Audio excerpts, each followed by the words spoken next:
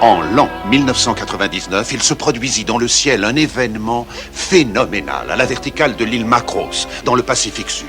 L'histoire de l'humanité allait être bouleversée à tout jamais.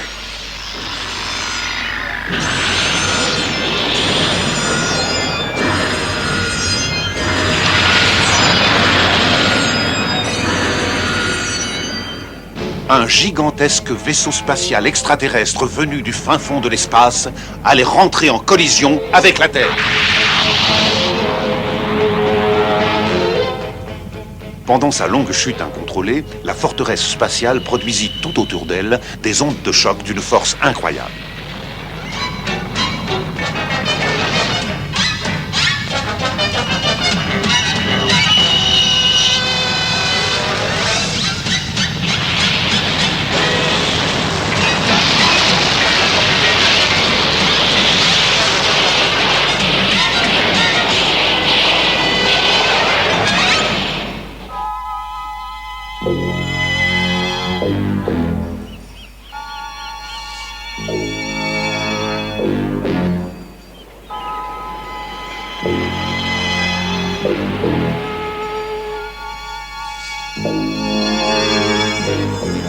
L'impact mesurait environ 10 km de longueur.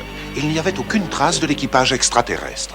Grâce à l'extraordinaire blindage protégeant le vaisseau spatial, on avait retrouvé des appareils et des systèmes d'ordinateurs extrêmement sophistiqués dans un état presque parfait. Ils étaient la preuve de l'existence d'une civilisation bien plus développée que la nôtre, à des milliers d'années-lumière de la Terre. Sur notre planète, une guerre mondiale avait eu lieu. Mais à présent, on craignait l'invasion des extraterrestres. Un cessez-le-feu avait donc été proclamé et les grands chefs d'État s'étaient rassemblés en un seul et unique gouvernement. Les grands savants décidèrent de fonder une équipe de recherche dans le but de réparer la forteresse spatiale. D'après des documents trouvés à bord, ils réussirent petit à petit à percer le mystère d'une technologie extrêmement complexe qu'on appelait Robotech.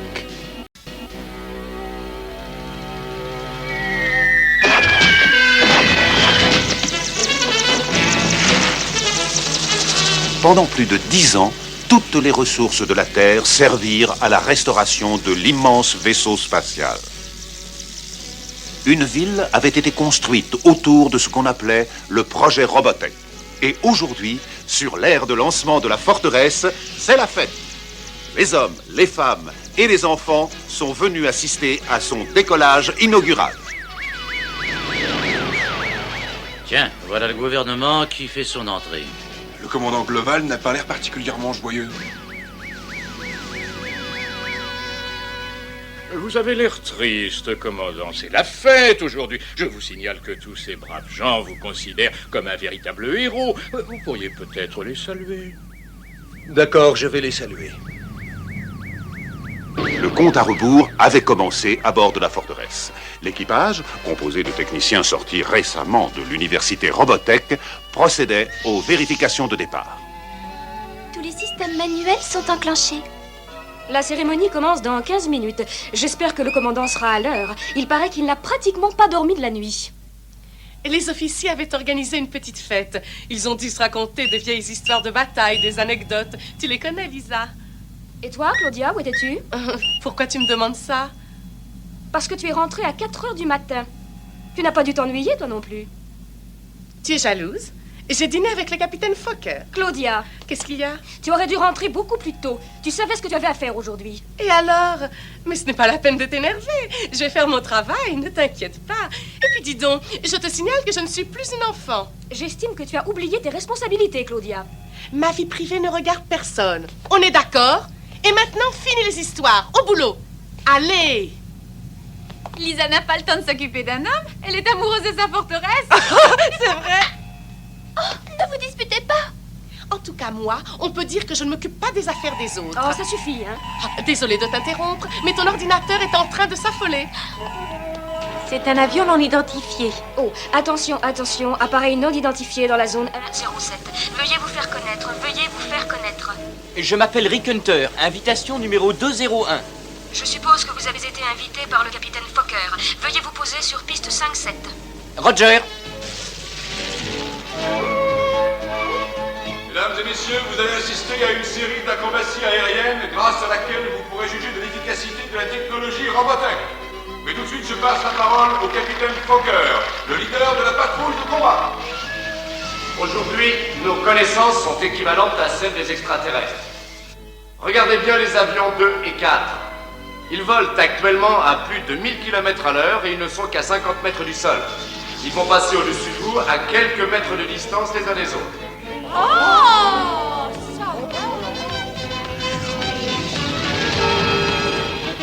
Oh, salope, Rick! Rick Hunter, mais qu'est-ce que tu fais là? Roy, content de te retrouver, vieux singe. Dis donc, t'as pris du galon? Tu es devenu fou! Veux-tu me ficher le camp d'ici? Hunter, si jamais je t'attrape, ça va être ta fête!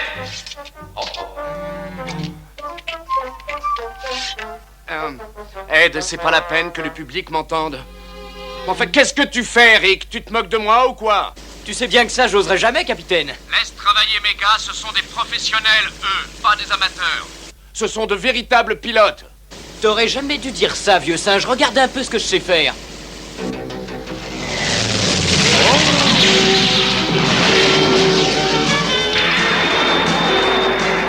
Fiche le camp.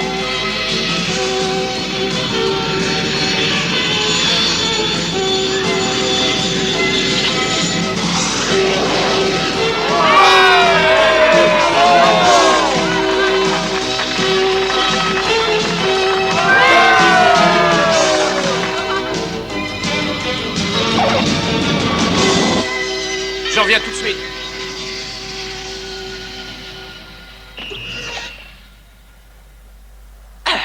Salut, Roy. Tu es complètement dingue. Mais qu'est-ce que tu voulais faire? Te suicider? Calme-toi. Qui est-ce qui t'a appris à faire des acrobaties pareilles? Je te signale que tu as été mon professeur pendant pas mal de temps, mon petit coco joli. Hé! Tes pilotes ne se débrouillent pas trop mal. J'ai failli avoir des difficultés. C'était pas la peine de faire le malin. Je sais très bien que tu as remporté l'une des grandes compétitions l'an dernier. Oui, ça fait 8 ans que je fais partie de la même équipe. Et toi, qu'est-ce que tu deviens? Moi, j'ai tout simplement fait la guerre. On dirait pas comme ça, mais j'ai tout de même abattu 118 avions ennemis. Oui, t'es fier d'avoir tué des gens? Quoi? Non mais c'est pas de ma faute si j'étais un soldat. Il a fallu que je fasse mon devoir. Tu avais dit à mon père qu'à la fin de la guerre, tu reprendrais tes acrobaties. Alors explique-moi pourquoi tu es resté dans l'armée. Je sais, j'ai pas tenu ma promesse, Rick.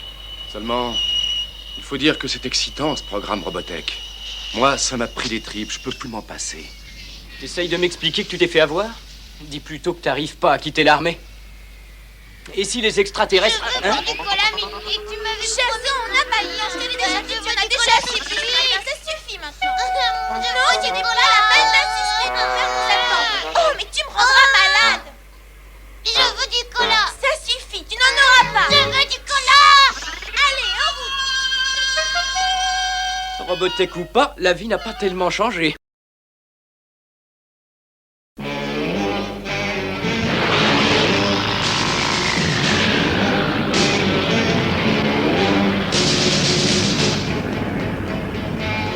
Venant du fin fond de l'espace, un gigantesque vaisseau extraterrestre était là, à la recherche de la forteresse Robotech, disparue depuis des années. Celle-là même qui était venue s'écraser sur la Terre.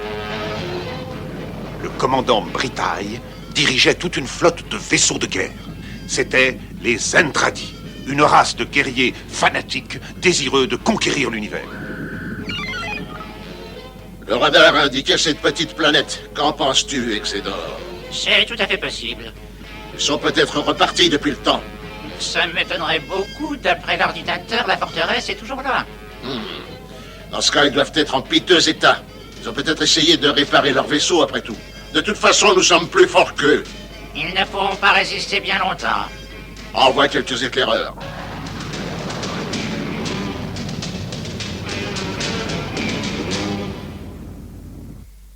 Oh, il est magnifique.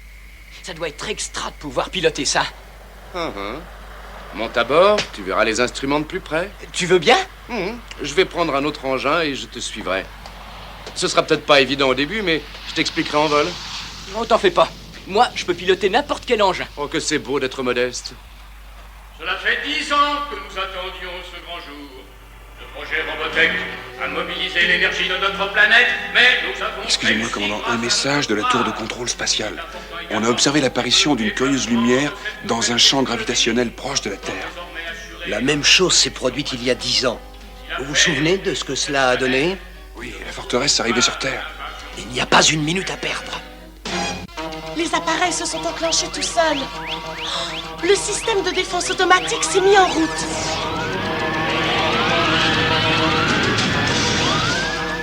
Coupez tous les contacts. Je n'y arrive pas.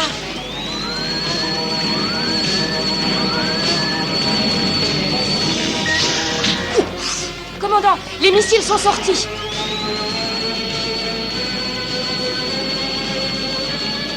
Les appareils ne nous obéissent plus.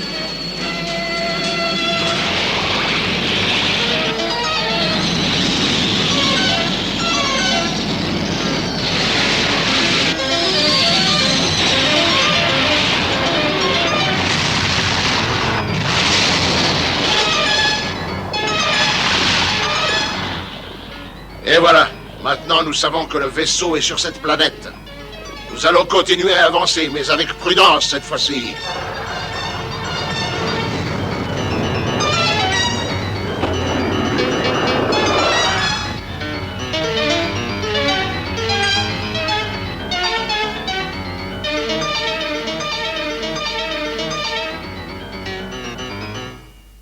Ça y est, ça remarche. Les appareils nous obéissent.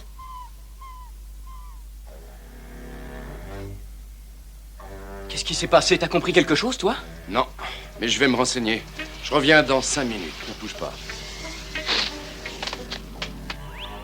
C'est le rapport de l'ordinateur. Voilà pourquoi le système de défense s'est mis en route. C'est assez clair, en effet. 2 engins non identifiés de taille moyenne. Ils étaient à 200 000 km de la Terre. Tous deux ont été atteints par nos missiles. Ils sont désintégrés.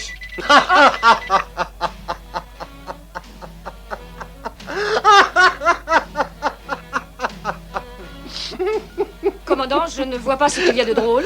C'était pourtant évident. J'aurais dû m'en douter. C'était un piège, bien sûr. Un piège, commandant? Oui, c'est une ruse de guerre, vieille comme le monde. L'ennemi envoie quelques éclaireurs afin de voir s'il y a du danger. Nous nous sommes fait avoir comme des enfants. Je savais bien que ce système automatique était une bêtise. Maintenant, nous savons que des forces ennemies approchent de notre planète. Commandant, Qu'y a-t-il, Samy? il est interdit de fumer à bord. Vous l'aviez dit vous-même. Mais je n'avais absolument pas l'intention de l'allumer. Procédure d'alerte. Préparez-vous au combat. L'ennemi se trouve dans la zone 4-1-2.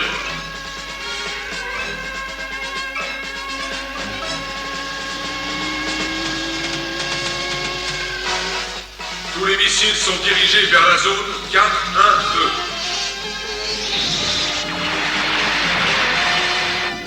L'ennemi a franchi la zone limite. Procédure de mise à feu.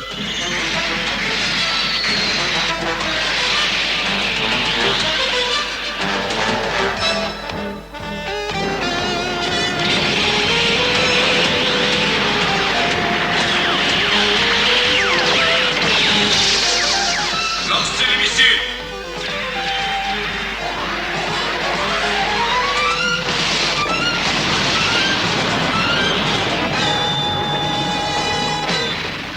Nous sommes passés, commandant. Et pourquoi utilise-t-il des armes aussi primitives? Ça fait bien longtemps que c'est dépassé, tout ça. Je ne comprends pas très bien. Serait-ce un piège? Ça se pourrait, commandant. C'est incroyable. Il y a sûrement une raison, mais je ne vois pas laquelle. Peut-être ont-ils décidé... Commandant! Qu'y a-t-il? 2 vaisseaux ennemis sont en train de s'approcher de nous. Réduisez-les en poussière.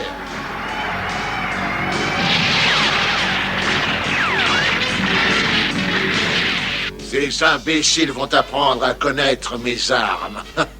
Déclenchez l'ordre de mise à feu.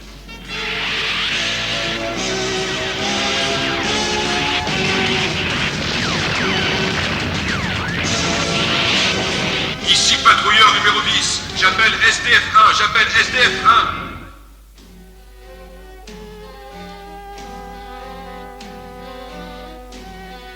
Le numéro 2 est détruit, le 10 est sérieusement endommagé. Toute ma vie, j'ai espéré que cet instant n'arrive jamais. Après avoir enfin réussi à obtenir la paix sur notre planète, voilà qu'il va falloir faire face à une attaque extraterrestre. Cette manie de vouloir conquérir le monde. Enfin, c'est comme ça. Défendons-nous, mes amis. Commandant, nous sommes tous prêts.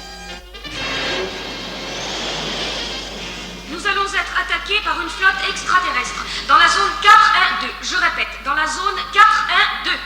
Tous en formation de combat. Cette fois, les gars, c'est plus du tout de la rigolade.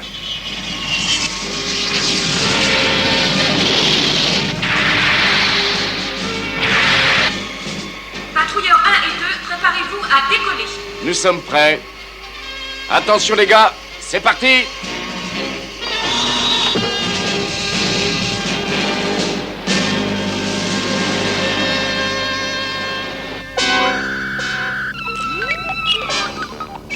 Mais qu'est-ce que c'est que ce bazar? Ces gens-là font décidément n'importe quoi.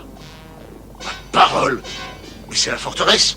Comment se fait-il qu'elle ne soit pas détruite? Elle a été sûrement réparée par les habitants de cette planète. Ne me dis pas que ces pauvres ignorants ont réussi à la capturer. Il s'est peut-être seulement écrasé sur le sol, commandant.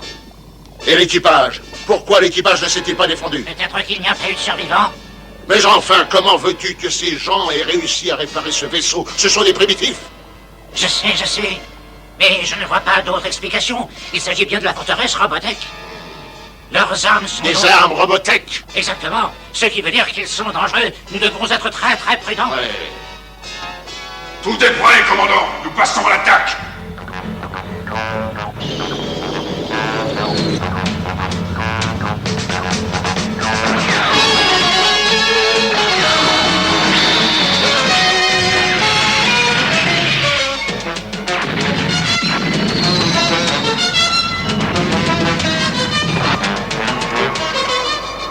Ici SDF1, j'appelle 102, j'appelle 102.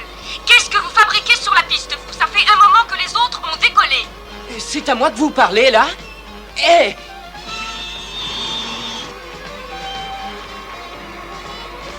Dépêchez-vous, allez rejoindre la patrouille de combat. Mais c'est-à-dire que la piste est démolie. La piste 2 est dégagée, votre appareil est paré pour le combat. Vous n'avez pas une minute à perdre. Voilà, ça y est, bonne chance.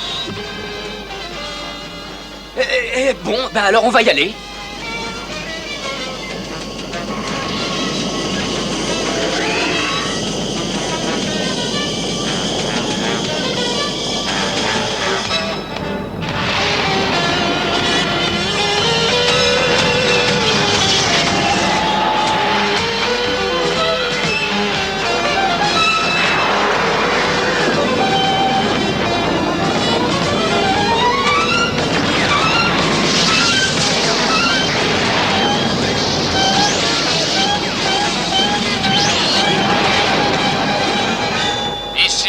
J'appelle formation de combat.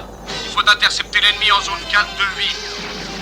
Voilà le comité d'accueil. Rompez la formation et attention à vous. Hé, Fokker, t'as 1 seconde pour me dire ce qui se passe là-bas. Non mais qui a dit ça? Rick, voilà que tu es pilote de combat maintenant? Mais qu'est-ce que c'est que cette histoire? Moi je suis en visite, je ne fais pas pardon. Oh, tiens bon petit, j'arrive. Rien, mais c'est pas passé loin. Ouais. Moi aussi, lors de mon premier combat aérien, j'ai eu très peur. Tu vas t'habituer, petit à petit, ça te rappellera le bon vieux temps des acrobaties, Rick. Hey, mais dans les acrobaties, on se tire pas dessus, je te ferai remarquer. Ah, ça c'est rien. Tu n'as qu'à me suivre, si t'en es capable. Si j'en suis capable, quand je vais te doubler, ça va te faire drôle. Tu me fais rire. Allez, en route.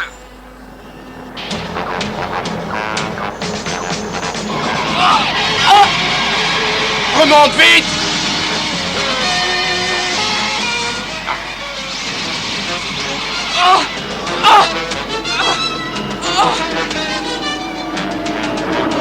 Les commandes ne répondent plus.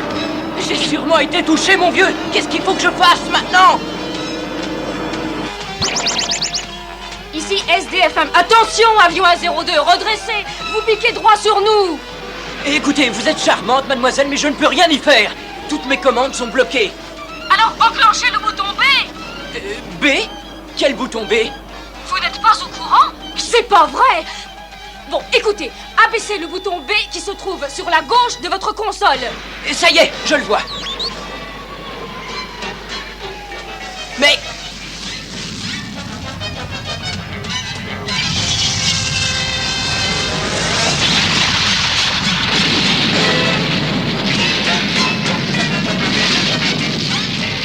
Oh! Oh!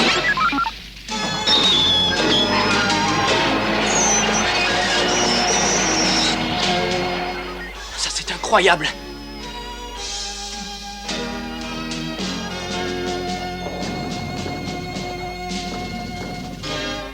Oh!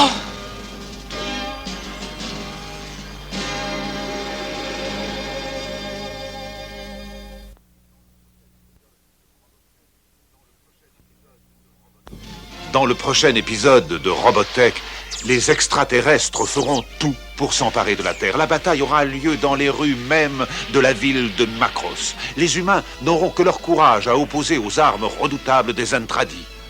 Pourront-ils sortir vivants et vainqueurs de cet horrible cauchemar? La réponse se trouve dans le prochain épisode de l'histoire de Robotech.